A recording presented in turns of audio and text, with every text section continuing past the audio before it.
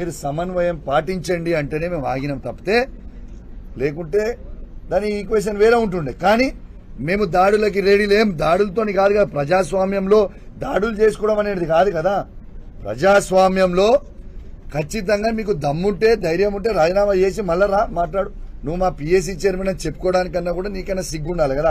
ప్రజలందరూ చూసుకుంటా నవ్వుకుంటా ఉన్నారు. కౌశిక్ రెడ్డికి దూకుడు ఎక్కువ ఉంది, దూకుడు తగ్గించుకోమని చెప్పి హరీష్ రావుకు ఆయన సలహా చేసింది. దానం నాగేందర్ మీరు మహేష్ బాబు సినిమాలో దూకుడులాగా పోతున్నారు. సరే, నాకు దూకుడు ఎక్కువ ఉంటే దానం నాగేందర్ గారు గోకుడు ఎక్కువ ఉన్నది.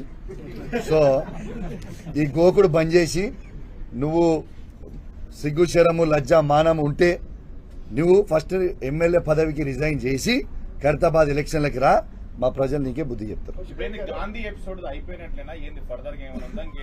మీకు ఏం చెప్తున్నాను రగ్గారు, నేను ఇప్పటికి కూడా మేము రెడీగా ఉన్నాం. వాళ్ళ అధికార పార్టీలో వాళ్ళు ఉన్నారు కదా, మాకు పోలీస్ ఎస్కార్ట్ ఇస్తారా లేకుంటే మమ్మల్ని అలౌ చేస్తారా అంటే మేము రానికే రెడీగా ఉన్నాము. మరి రానిస్తారా రానియరా అనేది వాళ్ళ సవాల్ చెప్పమని చెప్పండి.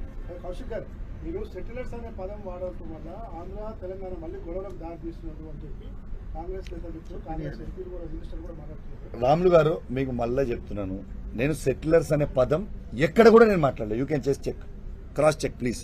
నేను సెటిలర్స్ అనే పదం నేను నిన్నటి మొత్తం నా అన్ని వీడియో లైవ్ నేను ఎక్కడ కూడా వాడలేదు. నంబర్ 1.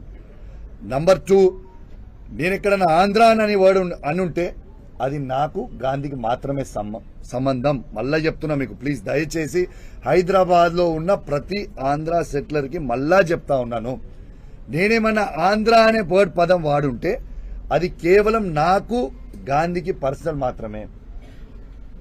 ఎందుకంటే మీకు లైవ్గా కేసీఆర్ గారు ఉన్న 10 సంవత్సరాలలో ఏ ఒక్క ఆంధ్ర సెటిలర్ మీదన్నా మేము దాడి చేస్తామా?